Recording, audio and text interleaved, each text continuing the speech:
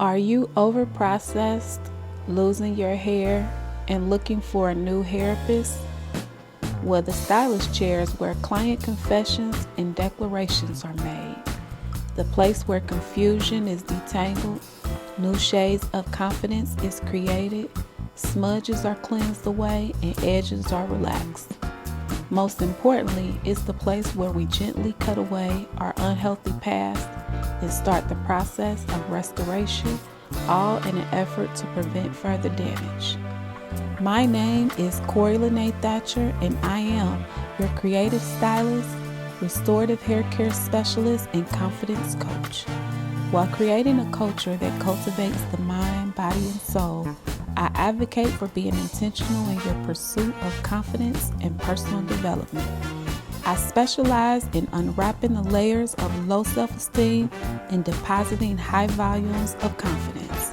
Welcome to your scheduled appointment at From the Stylist Chair podcast, the place where we are building confidence one head at a time. The salon is now open and all walk-ins are welcome. So come on in and don't forget to grab a towel just in case you get some water in your eyes. Have a seat in my chair and let's talk hair. Hello and welcome to your weekly appointment at From the Stylist Chair podcast, the place where we are building confidence one head at a time.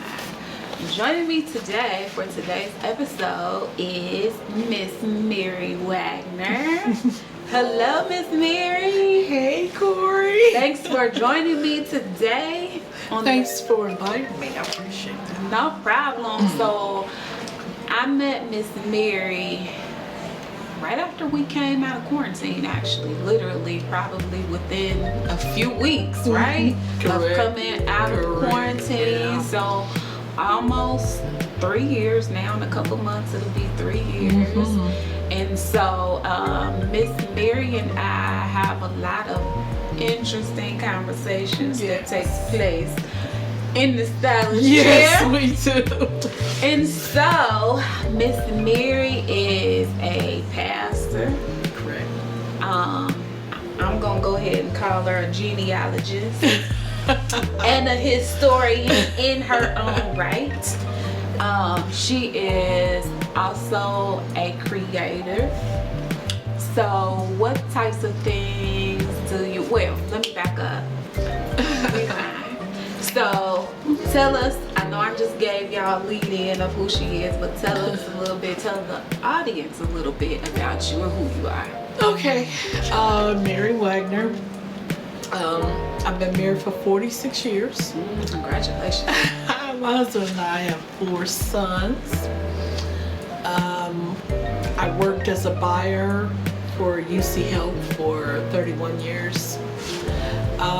I like to spend my time, of course, in the Word, the Bible, spending time with my family, and I like to create things. I'm in the midst of writing a book about Pentecostal ministers who migrated from the South to the Cincinnati area. I do a lot of genealogy projects for people, and I like knitting, crochet, painting, pretty much any craft. If there's a craft, I pretty much like it, and especially since I'm retired now. Okay. So, a lot of those crafts that you mentioned, were any of those things that you did as a kid?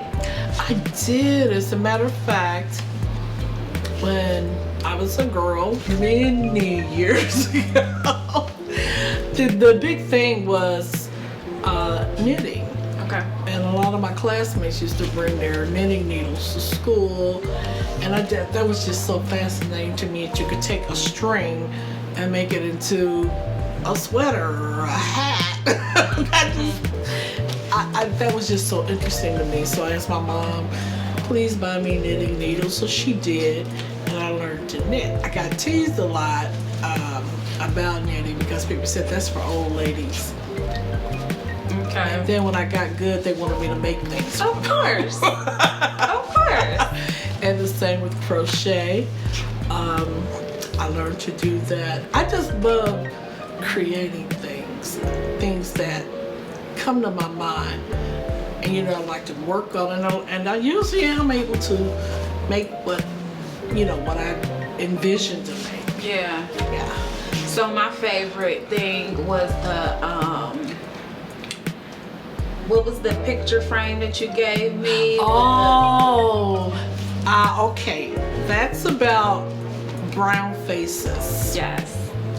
And as African Americans, I like to say Black Americans, but we come in so many different shades, from almost literally black to almost white.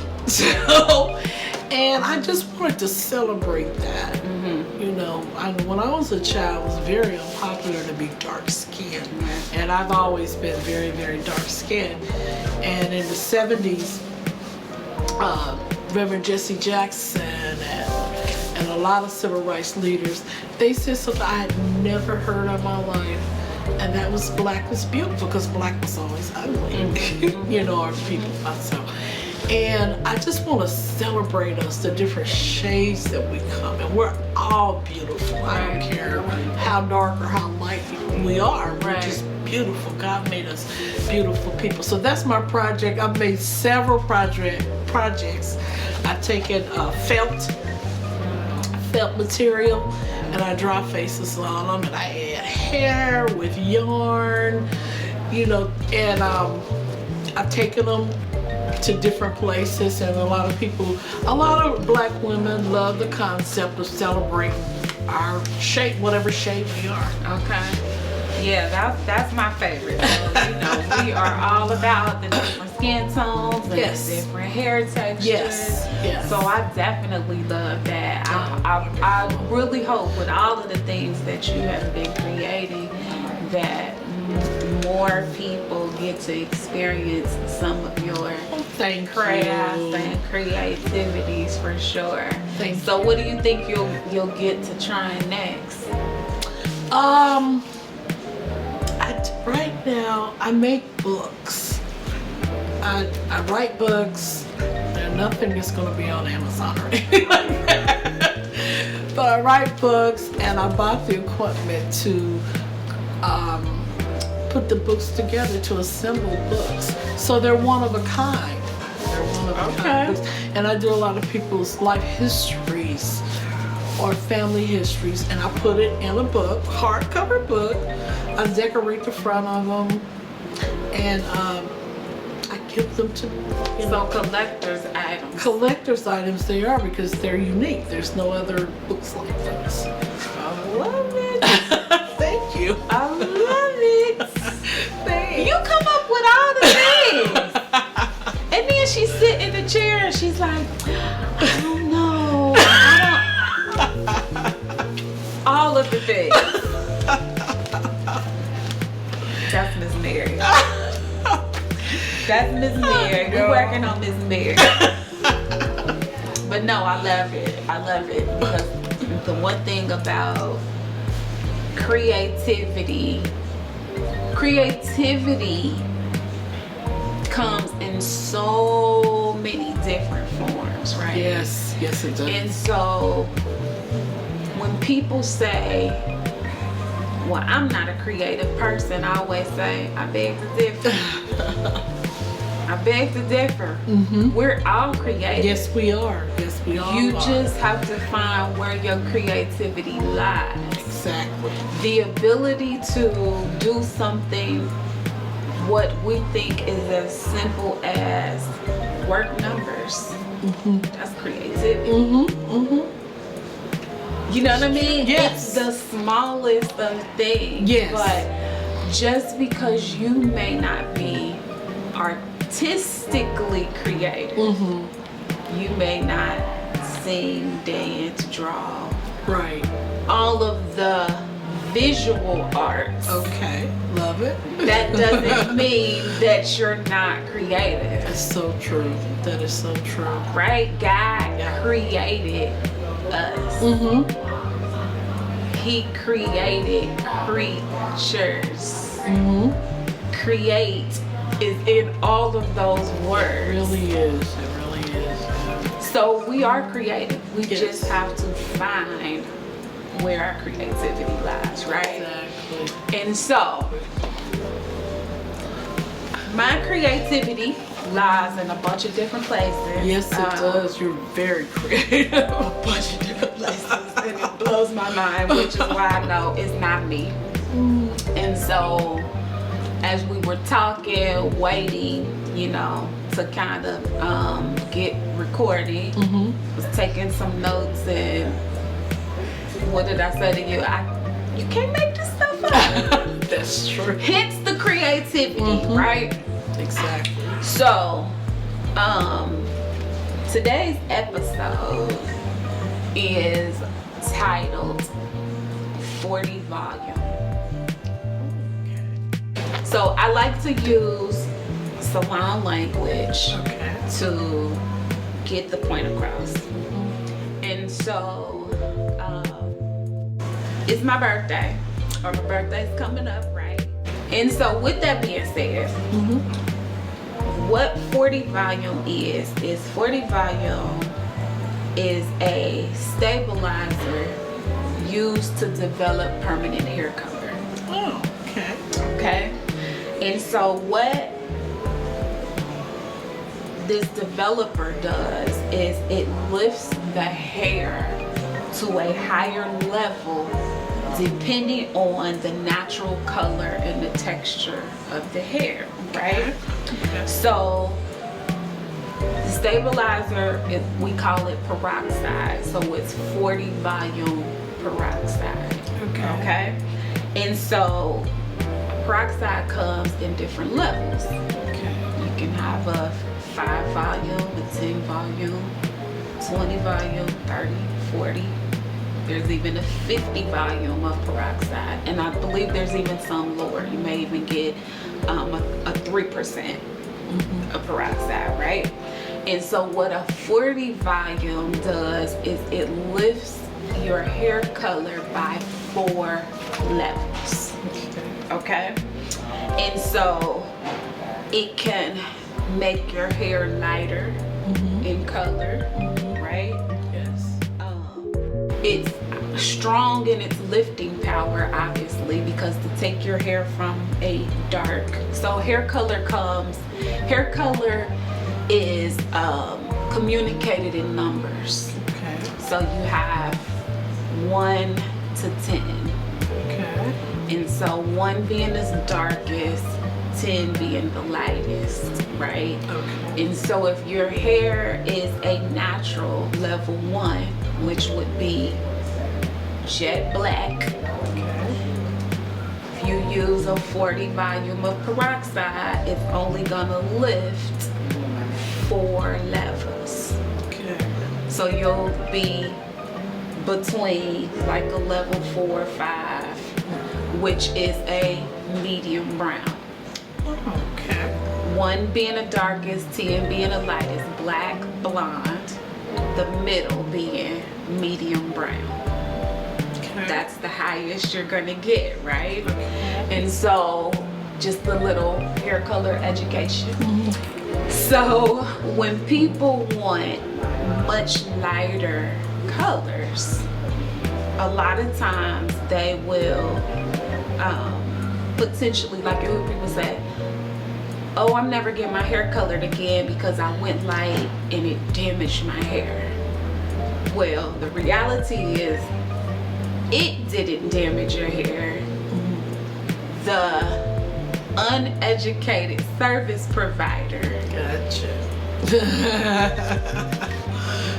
damaged your hair Right. because they didn't understand the process that it took to get your hair from here to there. So a lot of times we try to go straight from 1 to 10, and it may take several processes to get you from 1 to 10. Okay. Right?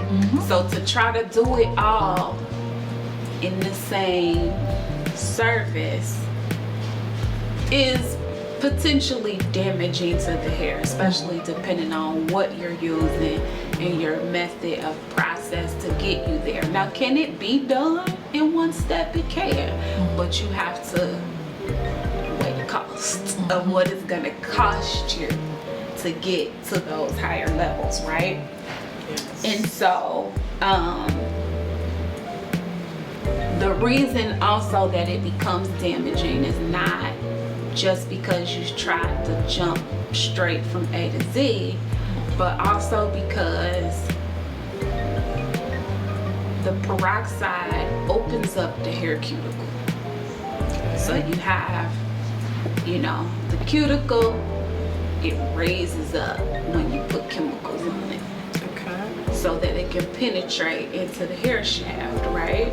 Okay. And so when you don't take into consideration things like the texture of the hair, the density of the hair strand itself, then you risk causing damage to the hair. So somebody with a finer textured hair, you're not going to use a 40 volume of peroxide because their hair is going to lift a lot faster than someone who has coarse hair, right? So, with all of that being said, what it made me think about was each phase of life brings different levels, right? And so, going back to the hair color, sometimes depending on what people have been doing to their hair over time, like certain types of hair colors, or just products that they may have been using over the years, it makes it hard for some products to penetrate into that hair shaft, right? And so with each phase of life, it brings different barriers that the next level that you're trying to go to in life can't penetrate through. Right? Yes. Because we have these things, whatever they are, right? And so I always like to talk about let's just talk about becoming a woman. As a kid, you're always, I can't wait to be a teenager. Then you become a teenager, I can't wait till I'm grown. You know what I mean? Oh, yeah. And then you grown in your 20s, you think you know something, you think you know it all.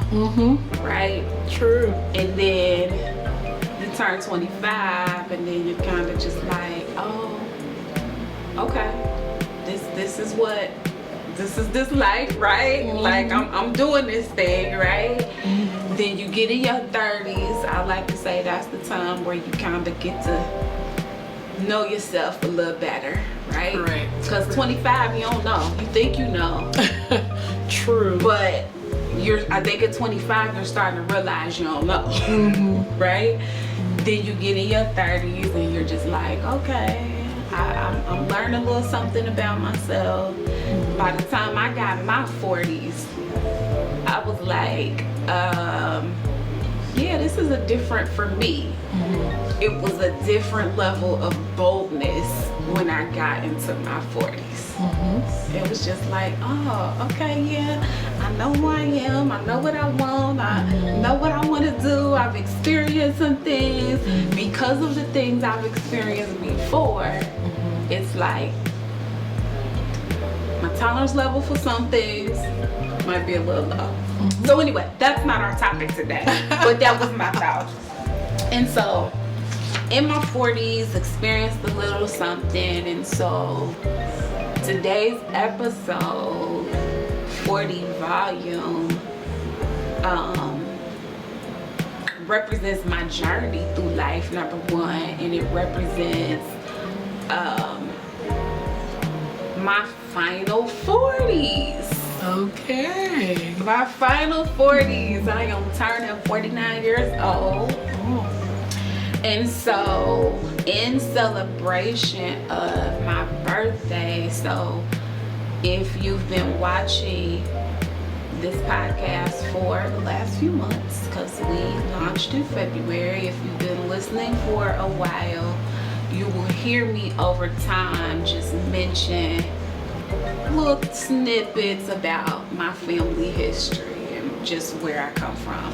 So in celebration of my final 40s and where I come from, I wanted to celebrate the strength of my family history. Like, there is literally levels to this thing and levels to how I even got to where I am today, but I wanted to focus more on my family history. And so I'm definitely proud of my foundation, definitely what I know of it.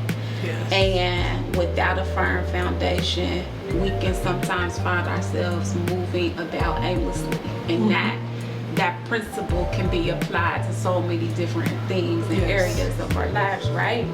And so although I've kind of known what my plight to life is, although I've known it for a while, it didn't really click until I found out what the name Thatcher actually means.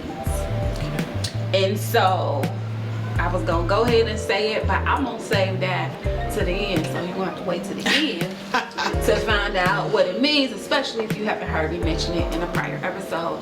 So in this episode, Miss Mary is going to talk about some research that she has done on my family history, because you heard me say that she is a genealogist and a historian in her own right, for sure. So she's going to share what she found, and basically she has questions. It's basically her show right now. So she's going to be doing the interviewing from this point on, just based on the things that she found out. So I'm ready. Okay, you ready? I am ready. First of all, thank you for asking me to do this. This is my passion. Yeah. And sometimes I have to step back and realize it's not everybody's passion. Yeah. When I find things about my family and I tell them, and I'm just elated. Yeah. And they go, oh, okay.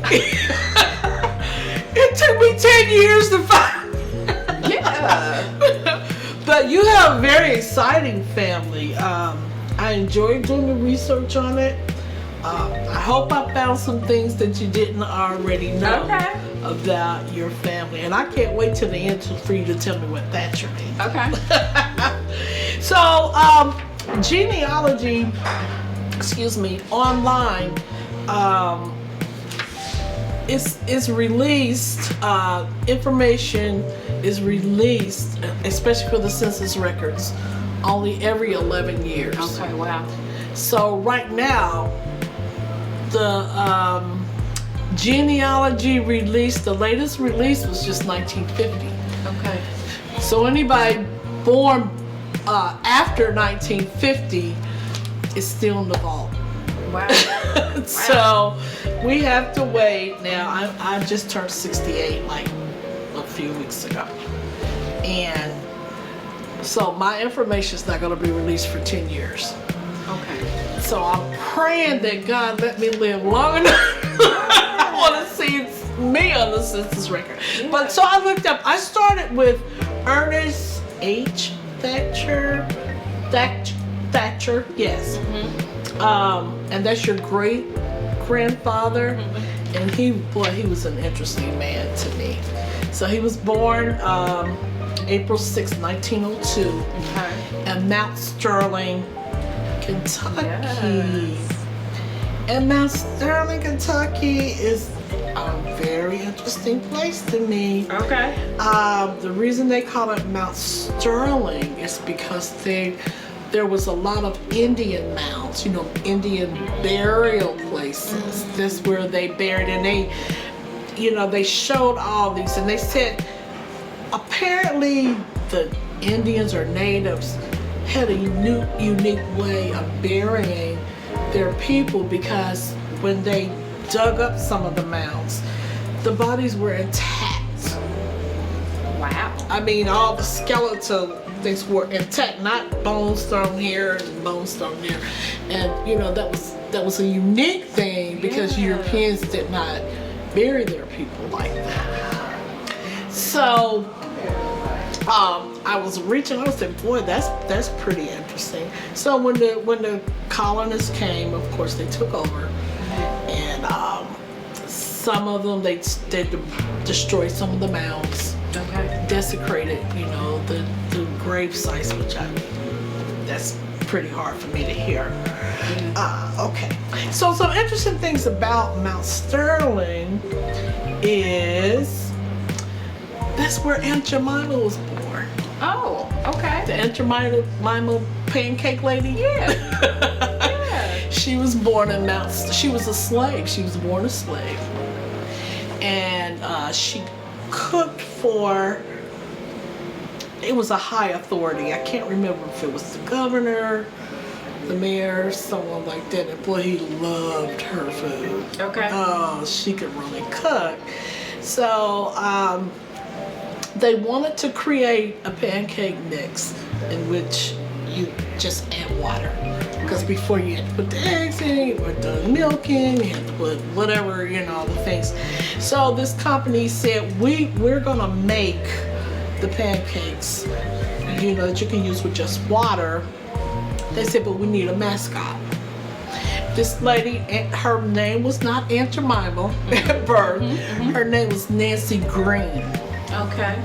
And like I said, she was emancipated. She was a slave. She was born in like the 1830s. Okay. So she was a full-grown woman, and you know, they put her on the rag on her head. They, you know, dressed her like a slave, and she was the mascot. And she was able to, I don't want to say she got rich, but you know, she became very famous. And they started opening pancake. I didn't realize this. Opening pancake restaurants all around the country, even in Disneyland. Disneyland picked up on her. But apparently she wasn't the one who got rich behind that. Of course. So, you know, I just thought that was so interesting. I never knew where Aunt Jemima came from. Yeah. So your great-grandfather, Ernest Henry Thatcher, was born in 1902 in Mount Sterling, Kentucky. At the age of 26, he married to Georgia Lee Jones. But they were married quite a while because the two of them died in 1970s and 1980s, so they were married. So they moved to Cincinnati, Ohio prior to 1935. I believe it was the 1929 when they moved to Cincinnati, Ohio. And your grandfather worked at a construction site. And the owner of the construction site loaned him some money because he wanted to start his own business. And so they started their business, and I read an article about how they they sold chickens and chicken and fish, chicken and fish. And you know, they didn't really know that much about business, I think, when they started, but they put forth the effort and it really flourished. God bless them. God bless them. And they said when they started, sometimes they would run out of chicken and fish. So, you know, during the day, they'd send somebody down, go down to the fishery and buy some more fish. And the business began to grow, and they were doing very well. So in the 1930 census, it has them, they were boarding with someone, a Miller family. Just Ernest and his wife. So they were listed as a roomer or a lodger. That's where they live. And so, your grandfather though was listed as a janitor. They had to build their way up. They didn't start off being these great entrepreneurs, as most of them. Yeah. Okay, in the 1940s, the census says that, you know, they were still living on Lincoln Avenue. As a matter of fact, I forgot to mention that's where the business was. on Lincoln Avenue. And when I first saw this, I thought he was studying to be a minister. Where they lived was called LYNN Theological Seminary. But it turns out that was the name of the street. Really? That wasn't a college. I think I know where that is. Yeah. Okay. I had never heard of that one. It was bad. And what kind of really surprised me is he had an 8th grade education. That's really good for somebody born in 1902. Okay. He had a 8th grade education, and of course he was a proprietor, so he owned his own business, which was really, really very rare. Yeah. And they had moved to Cincinnati, Ohio. Yeah. They were part of the Great Migration. I don't know if people know what that is, but that was when black people started leaving the South because of the conditions, the maltreatment that they received. Mm-hmm. And they said, you know, if we don't have to take this, we're going to get out of here. Yeah. And that's what they did. They moved to Cincinnati, Ohio. And you call it the what? The Great Migration. Okay. And that was from 1910 to 1972. Now, black people left the South. In 1910, when migration started, 90% of black people who lived in this country lived in the South. 90%. That's why just about any black person that lives here now can trace their roots back to the South. Okay. Because, you know, people were leaving here. Okay. And they came here because World War I and World War II, they needed to furnish these factories with workers. Okay. Mostly iron factories. You know, they help build planes. They help build just about anything that had to do with iron, and that's what brought a lot of people. As a matter of fact, that's how my dad got here. Okay. When he got here, he worked in a factory all his life after he got here. So when they after they moved here, you know, and they found out it was pretty good, they stayed here. I just want to give a little story. Can I give one little story about my dad? Mm-hmm. So my dad, he and my mom and, you know, family were living in South Carolina. So some of their friends came here they had already moved to Cincinnati, Ohio. And they came and they said, my dad's name was Roy. Roy, you ought to come to Cincinnati. We don't have to sit on the back of the bus. We can get our own job and all that. And so my dad and his brother said, oh, that sounds great. I think we'll move to Cincinnati. Came to Cincinnati. Turned out these guys were lying. Everything they had was rented. They had rented cars. They had even rented their clothes. But after my dad got here, they did find employment, so they stayed. Okay, I have a picture of the draft card for Ernest Henry. Wow. Thatcher. And it is, let me see if I can find the date on it. So it just has his birth date. They have in 1903. He was from Kentucky, his wife's name. And the name of the company was what? Thatcher's Fish and Poultry. Yeah. Yes. And that was at 1015 Lincoln Avenue, Cincinnati, Ohio. But this really amazed me too. The second part of his draft card, they have a description of him. He was 5'7". Okay. They're not real tall for a man. Yeah. And he weighed 185 pounds. Okay. And when I thought about this, and I hope you don't get offended, I was thinking about how his stature wasn't very tall, and I thought about you because you're real tiny. Yeah. Yeah. I just thought that was cool. I definitely knew that my height came. Oh, you from knew that? side of Good, the good. family. Yeah. He wasn't a very tall man, but he was a mighty man, I'll tell you that. Yeah.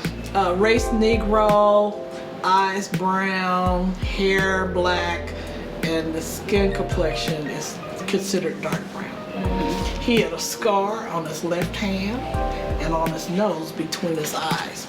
Don't know how that happened. His upper front teeth were gold, so that's how they described your Gold? Yep. He was from the hood, baby. I thought that was so interesting that they said that. Now he probably didn't have to go to war. A lot of people who had children already Okay. didn't have to go, so he didn't go to World War I. Okay. Okay, 19. Oh, this is just his death record. He died in 1974. The year I was born. Is So that actually right? before I was born, but the Okay. same year, yeah. Okay, yeah, and then I have a copy of an obituary, you know, from the paper. I get to read that. Yeah, from the paper that they, and they really honor him. They really honor him. Then I have a picture of your great grandmother, Georgia Lee Thatcher Lee. They had a write up in the paper about her, which is kind of strange. Women didn't usually get written up, Okay. you know, obituaries like that. Yeah, but after he passed, I mean, she ran the store And that's what, yeah. for so many years That's- following that. So Yeah, which is really great. So Yeah. she was that's where you got a lot of your entrepreneurship from. I believe that. I just, when I was reading it, I said, this is Koree. This is Koree. Okay, next I'm going to go back another generation. Okay. So his father's name was Clarence Thatcher. okay. In 1900 census, so he was born in 1877. His father's name was William Thatcher, so that's going back even another generation. His wife's name was Mary Jo Thatcher. In 1900, his father was 68. Wow.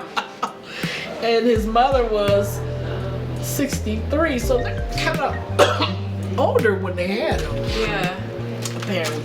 In 1910, let me see, they had another child, a 19-year-old named Mary Jo Thatcher, Wow. and an Emmy Thatcher. Okay, and so let me see, their occupation was they were farmers. Okay. And able to read, yes, which was good being born that long in that time period, but he wasn't able to write. Okay. Okay. Here is a picture of his registration card for the Army. So they were still in Mount Sterling, farm laborer. You see how I described him. His height was a medium height. His eyes were brown and hair color was black. So they didn't have a whole lot. They did have the employer. His name was Stephen Adams. That's who they worked for. Sorry. So no, and now I just while you flipped through that, when you were saying when you were reading it and you were seeing me while you were reading it. Yes. And so during quarantine, I had come across a lot of the articles, and I had even listened to an interview that one of my dad's cousins did Oh, really? with I don't remember what. It's the place that's in Walnut Hills. Oh. I keep wanting to say the Urban League, and it's not the Urban League, but it's where they do a lot of like history on the neighborhoods and stuff like that. And so he was just talking about how creative she was, how she liked to throw dinner parties and stuff like that. And you know, when I was listening to it, it was just like, oh, well, that's where I get all of this stuff from. I see you through every one of these ancestors, and you probably didn't know where you got some of that stuff from. No. Okay, I'm going to go back another generation. Oh, wow. Okay. This is William Thatcher. Okay. So this is your great-great-great-grandfather. He was born in Montgomery, Kentucky. The post office was Mount Sterling, so they're still in the same area. Okay. And his spouse name was Mary Thacker oldest child is Melinda Thatcher. I keep saying Thacker, I'm sorry. That's just so close. Yeah. So close. Okay, so that was in the 1860. And what's really unique about this was the surprise I have for you. Okay. Black people weren't listed by name in 1860. That slavery was still going on. Right. He wasn't a slave. He was not a slave. And he was a blacksmith and he had his own business. Come on. I'm like, Oh. this is Koree. Wow. This is Koree, yeah. So in the 1870 census, black people who were slaves, they weren't even listed by name. They were a tick Right. on a slave schedule. No name, they did have their age. Okay. But for your great-great-grandfather to not be a slave, that's to me, that's something to rejoice and celebrate about. Yeah. And when I saw that, I'm like, what? Yeah. I said, no wonder Koree is such a free spirit. She wasn't, her people weren't slaves.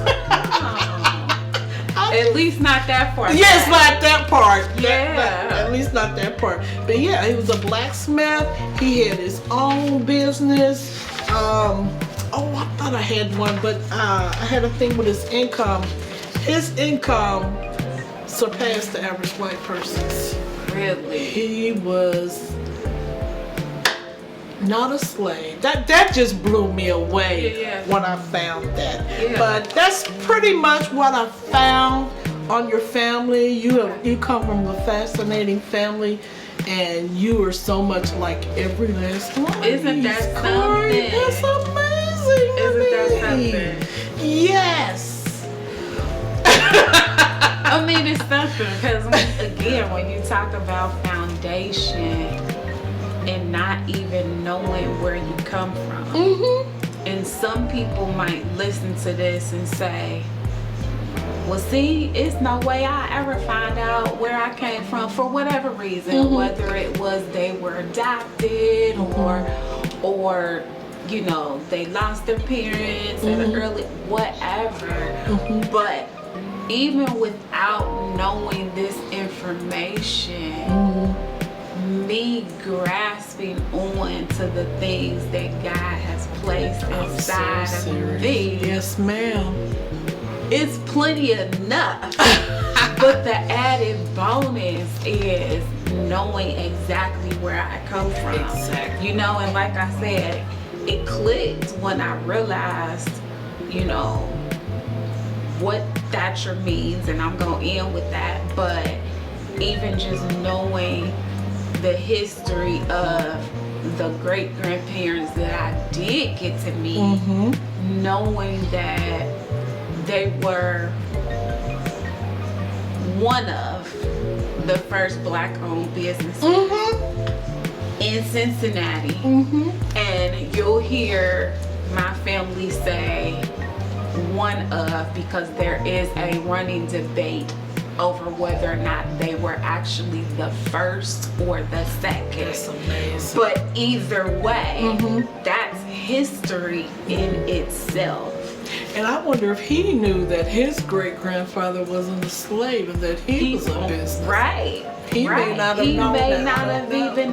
even, may not. So again, just to even grasp onto that little bit of history is exciting. It is It's to me. exciting. It's not even my family, and I'm excited. Yeah. So I wanted to present this little Thank you gift so to you. much. I appreciate Oh, this you're for welcome. sure.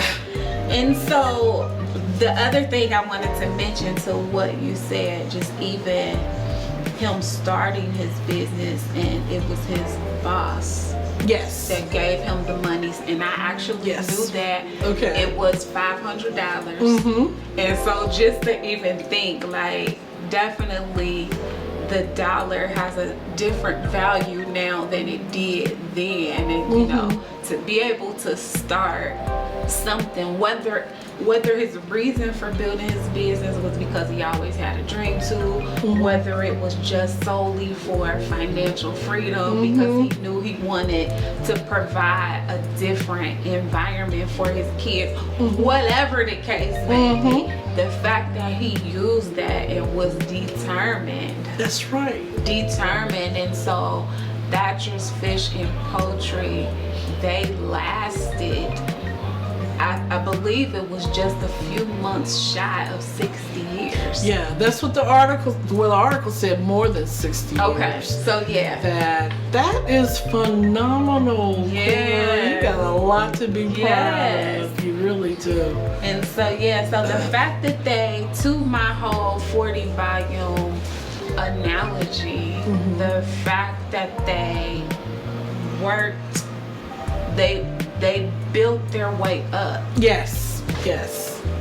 They sure did. They didn't stay at ground level.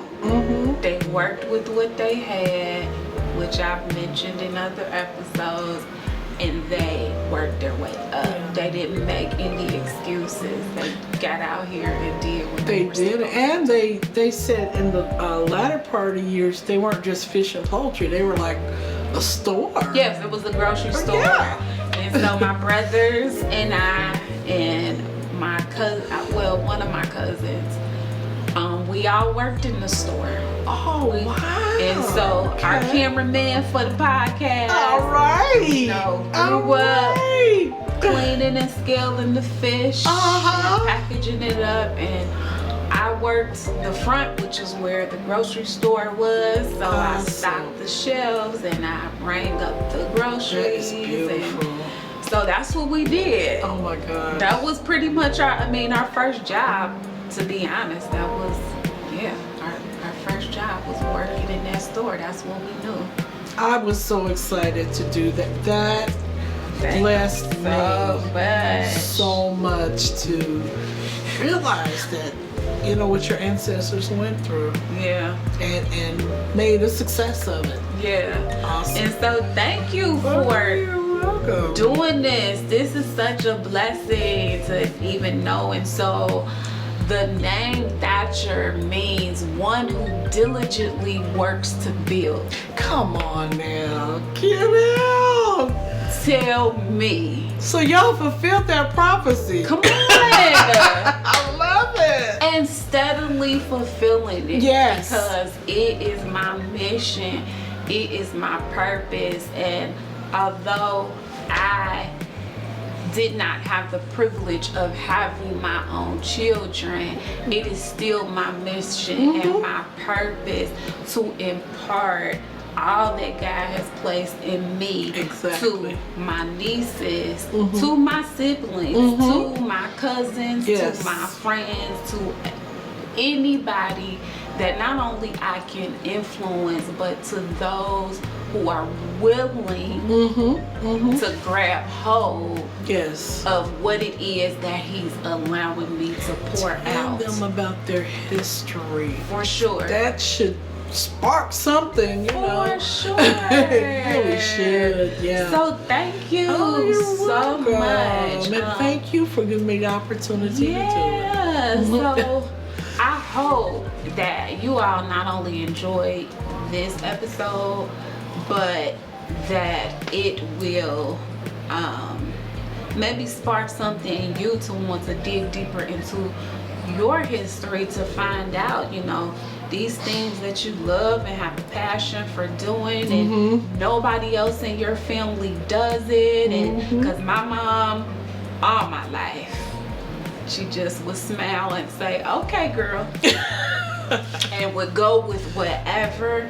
But her seeing who I am today, it all is, you know, starting to make sense. Yes, Like yes. I've always been going back to the very beginning when you were talking about, you know, it not being popular to be dark skinned. That's my story, obviously. You know, not only just with that, my mindset, the way I move, the things that I do have always been different from the crowd. Okay. I've always been the outsider. Okay. The different one. Even amongst my friends, whether it was how I dressed, I talk about that a lot. I just always did stuff different. And I even said a few years ago that it's interesting because even in this industry that promotes doing you and being different, I would find myself in a lot of places where I even was still different within an industry that promotes different. You know what I mean? So for me, that even speaks to a whole other thing. Yes, you know it what does. I mean? And so, yes, one Thatcher, one who diligently Oh my God. works to build. So I That's am amazing. here to diligently work to build confidence one head at a time. And we hope you meet us back here next week for your regularly scheduled appointment at From the Stylist Chair podcast. That got you, huh? Oh, you're welcome. Oh, I'm glad y'all enjoyed it. Yeah. I'm excited about it myself. I'm not even a Thatcher, but I'm like, boy, that is I can't wait to go home and really look at this. awesome. And share this with my daddy and Yes. even his brothers. Like, this